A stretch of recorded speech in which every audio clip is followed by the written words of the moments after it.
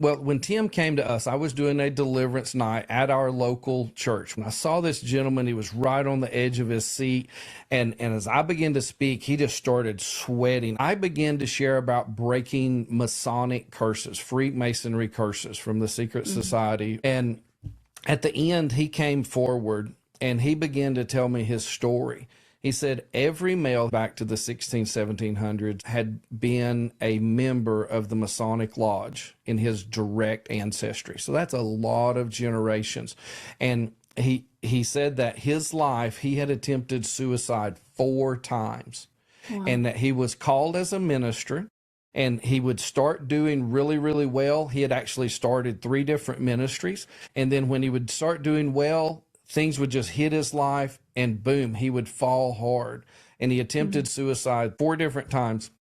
And then he would start a ministry again. This was over many, like 3 decades, a cycle in his life. So a couple of days later, I brought in intercessors. Tim sits down, shared with us that when he was born, 8 days old, his father took him inside of the Masonic Lodge and pierced his heel and dropped 1 blood on the Masonic altar. That was his dedication. Well, later on in life, Tim did not join the lodge, and his father didn't encourage him to. His father actually told him when his father was dying, he said, "Let the curse die with me."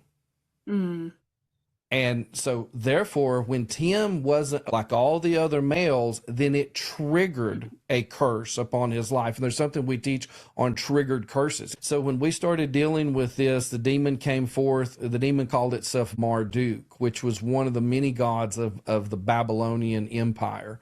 And when we cast that out, I'm happy to report years later, Tim has a full-time business. His marriage was restored after that. I mean, and he is serving his testimony. His life is just incredibly changed, and he's living at peace now.